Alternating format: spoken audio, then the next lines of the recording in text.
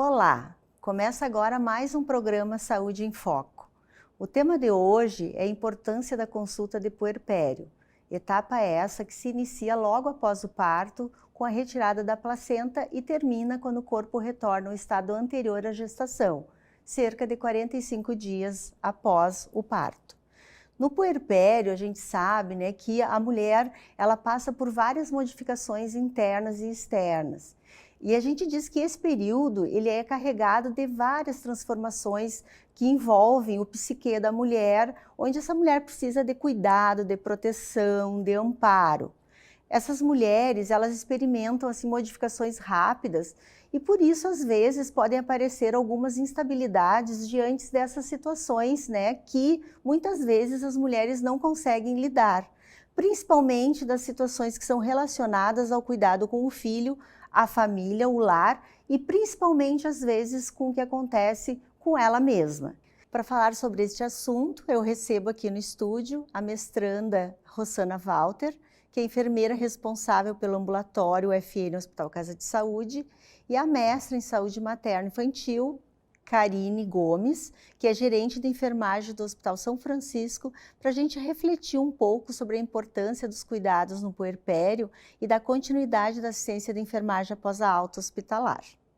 Então, Karine, como que tu vê, e tem percebido a atuação do enfermeiro durante a alta do paciente na assistência puerperal? Com certeza, hoje ele é muito mais efetiva, por causa também das questões que vem se falando na mídia, estudos específicos em relação à questão binômio mãe e bebê. Se vê e se sabe que o puerpério ele não é fácil, porque dentro do ambiente hospitalar, a mulher no puerpério imediato, ela tem um apoio da equipe que trabalha com esta assistência diariamente. No momento da alta, nós percebemos uma aflição desta mãe, porque ela vai se ver num momento em casa sozinha, que elas se acham. É ela que vai dar conta do bebê. Então, a importância do círculo familiar nesse contexto é muito válida, mas é muito importante também a mulher estar super esclarecida nos cuidados principais que elas têm que ter com o bebê a domicílio. Isso passa uma segurança para ela e uma tranquilidade. Se fala muito na amamentação, porque a amamentação é um dos desafios que elas sentem no puerpério imediato. É um momento de adaptação do binômio mãe-bebê. Para ele tudo é novo e para a mãe, principalmente as primigestas, é um primeiro momento que ela se torna mãe. É uma mudança de vida também para ela, que se sente responsável por aquele bebê. Então, essa assistência que deve ser prestada, multiprofissional, ela é de suma importância. Esses esclarecimentos, a questão do tabu que existe, dos mitos, é necessário esclarecer as dúvidas delas nesse momento da alta imediata do puerpério, porque elas têm esse medo a domicílio. Então, a assistência hoje ela é muito mais efetiva, no entanto que nas instituições nós temos, às vezes, folders no momento que elas levam para casa, que ali elas tiram algumas dúvidas, têm as informações, faz com que a equipe se aproxime também e passe tranquilidade, dizendo que a amamentação não é um processo fácil, que a transformação do corpo ele vai voltar a seu estado normal de funcionamento, porque ali se tem uma mãe hoje em dia, mas ainda se permanece a mulher. Então é uma transformação bem turbulenta, muitas vezes, nesse puerpério imediato. Karine, assim, a partir do enfoque que tu deu, a segunda pergunta que eu ia te fazer era quais as principais aflições dessa mulher, E pela tua fala, me parece que a amamentação é a principal aflição dela, é isso mesmo? Ou existem outros medos, outras, de repente, assim, olha, questionamentos que elas fazem, ou elas não fazem questionamento quando dão a alta, até porque é um momento, assim, que elas estão carregadas de emoção, pela chegada daquele bebê que foi tão esperado. Mas a gente sabe, assim, olha, que isso é importante, assim, naquele momento da alta, a equipe da enfermagem perceber, qual é a principal aflição, mas não esquecer das outras também que são importantes, os outros questionamentos. Com certeza. a principal aflição é a amamentação, porque elas dizem, mas será que eu vou perceber o quanto ele realmente sugou o seio materno? Né? Então, elas ficam, será que ele mamou o suficiente? Tem a questão, sim, tem que cuidar as eliminações fisiológicas do bebê e o coto umbilical, como cuidar do coto umbilical. Mas entre estas questões, a que a gente percebe mais é a maneira de como ela saber se o bebê está bem alimentado através do seu leite.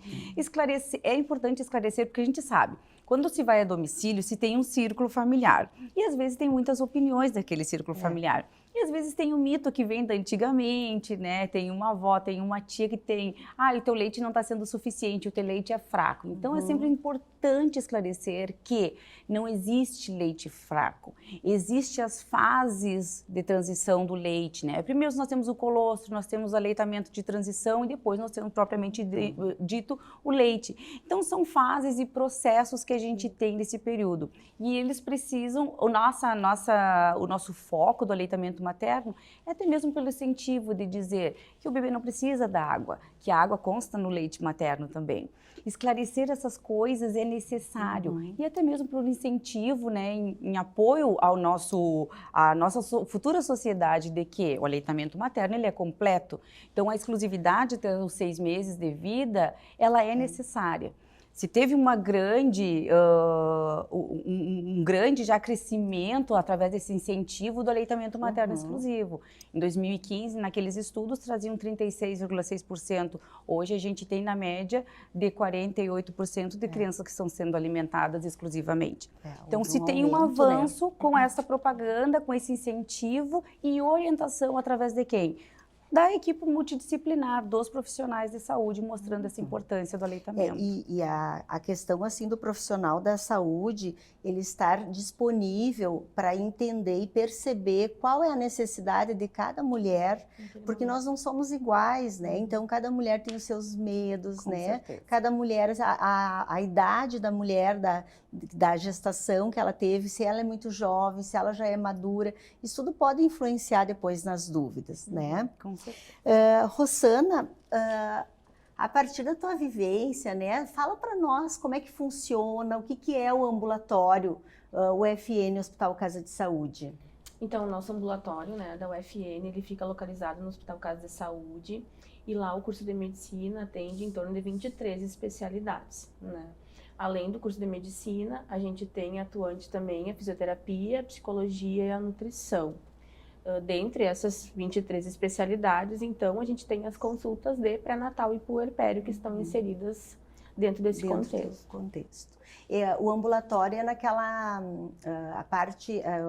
Fica dentro do pátio do hospital. Dentro do pátio do hospital, isso, né? atrás Aquela área do ambulatório nova. de oftalmologia. Rossana, e assim, como que funciona, né, o agendamento dessas consultas do puerpério e qual é a procura dessas consultas do puerpério e a adesão a essas consultas? As nossas consultas do puerpério, elas são para as mães que ganham os bebês na maternidade do Hospital Casa de Saúde. Então, no momento da alta, ela já sai com essa consulta agendada, né? Essa consulta, ela pode ser agendada até 15 dias após o parto. Então, geralmente, a mãe ganha o bebê e 2 semanas depois ela vai para essa consulta. Nessa consulta do puerpério também é consulta com o pediatra. Então, é unificado. O pediatra e ginecologista atendem para dar atenção à mãe e ao RN. A nossa adesão a essas consultas, ela ainda tem um índice muito baixo, né? E o que a gente percebe? Que as mães que ganham os bebês na casa de saúde, muitas vezes elas moram muito longe, né? Tem uma baixa renda, o que impossibilita elas voltarem para nós no ambulatório. Muitas dependem de ônibus, né, de Uber, e às vezes não se tem condição financeira para isso. Então a gente tem uma baixa adesão ainda, né? E o que mais impactua nisso é que as mães, elas têm muitas dúvidas nessa primeira consulta, né? E às vezes essa dúvida ela não consegue ser sanada lá na unidade básica de saúde. Então a importância que a gente dá desse retorno para essa mãe, né, tentando explicar para ela qual é a importância dessa primeira consulta com o ginecologista, para ela também, para a saúde dela do pós-parto, né?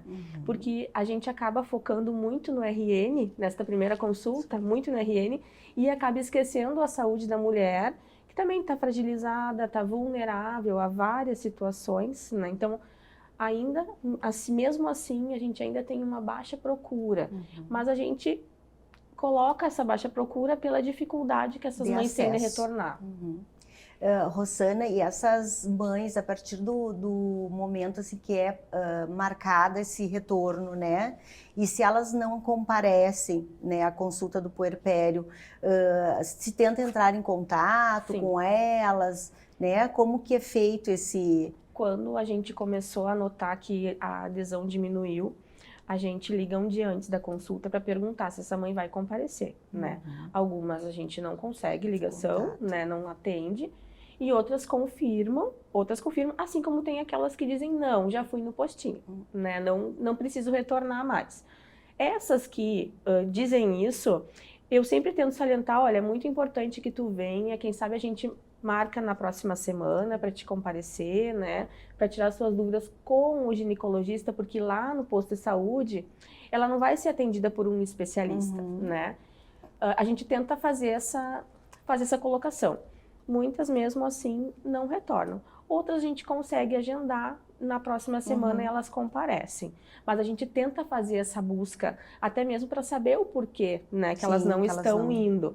Porque quando elas dão alta na maternidade, que elas já saem com essa consulta agendada, a equipe já fala da importância, né? Já coloca a importância. Porque às vezes a efetividade do cuidado está nesse retorno, né? Exatamente. Porque as dificuldades que elas vão apresentar na amamentação, no cuidado com o bebê, é nesses primeiros dias.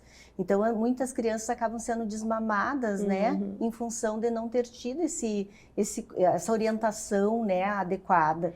Isso, e principalmente aquelas mães que são mães de primeira viagem, né, que a gente fala, elas não têm ainda a noção, de repente, ou o que realmente é importante para o bebê naquele momento, né? Então, a consulta com o pediatra, claro que o puerpério a gente acaba querendo focar na mãe em função do cuidado, do autocuidado dela, né? Mas essa consulta também é importante para o RN, né? Para o crescimento inicial dele ali. Karine, como que tu considera assim, ó, o contexto familiar, né, diante do puerpério? É importante? Quem que participa desse momento? É avó, é pai, é tio, né? Enfim, é irmã. O contexto familiar é de extrema importância no puerpério, porque no momento que a mulher está grávida, ela é o centro de cuidado. No momento que o bebê nasce, ela fica, querendo ou não, um pouco esquecida, porque existe uma grande expectativa naquele recém-nascido também. Eu sempre digo que a grávida e o recém-nascido, eles envolvem todo um círculo familiar, por isso que tem que ter todo esse cuidado, né? A gente quer que tudo saia conforme deve ser. Eu vejo que isso é muito importante, o afeto, principalmente da família, porque a mulher, ela se sente, assim, como a Rosana falou, fragilizada. É uma transformação do corpo dela que ela, às vezes, se olha e se enxerga sem se gostar. Muitas vezes as mulheres dizem, como está sendo o teu puerpério? Eu detestei. Não é que ela deteste ser mãe, ela não gostou da situação e dos sentimentos que ela teve no puerpério. Então, se tu tem uma rede familiar, esse contexto de apoio, de dizer, isso são questões de dia, daqui a uns 60 dias, né, o teu corpo vai voltar ao normal, tu vai ter uma vida ativa novamente. Isso são coisas que é fato da mulher, né? Ela quer se enxergar bonita. E quando tu estás grávida, tu te enxerga bonita, tu sabe que a tua barriga cresce porque tu está gerando um bebê dentro de ti. Quando ele sai, a tua barriga continua, né, grande, enorme, e ela não consegue ver que recém eu tive um filho, né? Às vezes ela quer que o corpo volte, porque ela também quer se enxergar bonita. E esse é um dos pontos que afeta o psíquico da mulher no puerpério. Esse puerpério imediato, até os 60 dias, 45, 60 dias, do tardio também, esse aspecto emocional, tendo um contexto familiar, do afeto, do carinho, da atenção, do elogio, não falar, ai, realmente tua barriga ficou flácida, essas são pequenas coisas que às vezes as pessoas falam e não se dão conta, mas para ela é algo que deixa ela um pouco depressiva, assim. É normal se sentir fragilizada nesse puerpério imediato. Isso toda mulher se sente pela transformação. O que não é normal é passar esse período e ela sentir com aquele né, desânimo emocional, sem vontade de retornar suas atividades. Aí sim é um contexto familiar que nós precisamos estar mais atentos. Mas é normal a mulher se sentir um pouco fragilizada e com o seu psíquico um pouco abalado, sim. A questão, a imagem corporal, né, na mulher é muito importante. Então, quando no puerpério a mulher às vezes não consegue se enxergar mulher mais, né? Então, acaba influenciando no cotidiano dela. E daí, nesse momento, realmente, o apoio familiar daquelas pessoas, né, que estão mais próximas é extremamente importante para que ela consiga, né, retomar a sua vida, né, da melhor forma possível. Essa rede de apoio que eu vejo muito, assim, lá, é a questão da avó materna muito presente, né? As mães, elas vão muito mais com as suas mães nas consultas do que o próprio esposo, né? Então, a figura da mãe materna naquele momento, não que a avó paterna também, mas é que a segurança que a nossa mãe nos traz naquele momento, né, é muito maior. Então, as avós acompanham muito as suas filhas nessa primeira consulta também, isso é muito importante. Tem gente que não tem uma rede de apoio assim, né? Rosana, e essa questão, assim, quando a gente fala, né, vocês até falaram um pouquinho sobre a questão dos mitos, né? A gente sabe, assim, olha que nós precisamos respeitar, assim, a cultura das pessoas. E normalmente, assim, olha, as pessoas elas vêm de famílias diferentes, de ambientes diferentes, né, que acreditam em coisas diferentes. Como que tu vê, o que aparece as questões, assim, olha, de mito na hora das consultas do puerpério? A gente comenta muito, né, depois com os médicos lá, e as principais perguntas, assim, que a gente até às vezes fica sem resposta, posso lavar meu cabelo, né? Ainda existe aquela questão de não poder lavar os cabelos por 40 dias, que a gente sabe, né, que é um mito e isso é muito antigo. Também a questão da mulher, e que a gente já comentou sobre o corpo, né? Quando que o meu corpo vai voltar ao normal? Quando que eu vou voltar às minhas atividades normal? Né? É uma pergunta que elas sempre fazem. Porque eu acho que até hoje em dia a gente tem, de repente, um estereótipo que a própria mídia coloca do corpo perfeito, né? E aquela mulher, ela quer retornar àquele corpo anterior à gestação, né? E também sobre as atividades que ela faz. Quando que eu vou poder voltar a fazer a minha academia, o meu crossfit, né? Sim. São 3 situações que acontecem muito nas consultas. Também a questão do leite fraco, que a Karine colocou, né? Elas perguntam muito sobre isso. Será que meu leite tá suficiente, né? Então ainda existe sim esses mitos, apesar de serem coisas antigas. E muito desses mitos, né? Eles devem ser desmistificados no momento da consulta do puerpério. Porque a gente se preocupa muitas vezes com o bebê e não com a mãe.